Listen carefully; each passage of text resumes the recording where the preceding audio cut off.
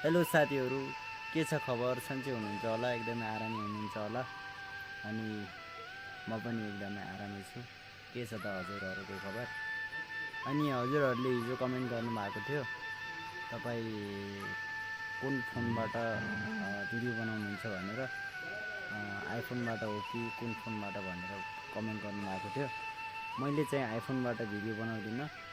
मेरो चाहिँ साउमी कम्पनीको 11 लाइट छ, मैले त्योबाट भिडियो बनाउने गर्छु।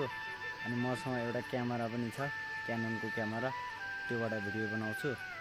अनि क्याननको क्यामेरा तपाईँलाई देखाउँछु है त। क्याननको क्यामेराबाट पनि भिडियो बनाएको छु मैले, त्यो पनि यसमा एड गरेर भिडियो हाल्दैछु। अनि यो मैले प्रायः जसो ब्लग बनाउँदाखेरि यसरी नै बनाएको हुन्छु, यसरी ब्लग बनाएको हुन्छ। यो मेरो क्याननको क्यामेरा हो। अनि तपाईँ देख्न सक्नुहुन्छ यसको लुक, क्याननको क्यामेरा। मसँग डबल लेन्स पनि छ। यो चाहिँ मेरो सिङ्गल लेन्स राखेको छु, सानो लेन्स हो। अनि योबाट भिडियो बनाउँछु।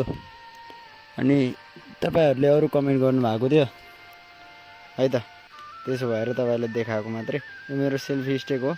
यो चाहिँ फोन अड्याउनको लागि, ब्लग बनाउनको लागि युज गर्ने गर्छु। अनि यो मेरो चार्जर भइसक्यो, चार्जर हेर्नु। यो चाहिँ क्यामेराको चार्जर हो। मसँग अर्को डबल लेन्स पनि छ, देख्न सक्नुहुन्छ मेरो क्यामेरा है त। ल, तपाईँहरूले कमेन्ट गर्नुभएको थियो, त्यसैले मैले तपाईँहरूलाई भनेको है त। ल, यो चाहिँ मेरो फोन हो। राम्रोसँग देखिरहेको छैन होइन। यो मेरो फोन हो। फोनबाट पनि भिडियोहरू निकाल्ने गर्छु। अनि सेल्फी स्टिक भइहाल्यो होइन, त्यही नै हो। यो चाहिँ मेरो साउमीको नोट 11 लाइट हो।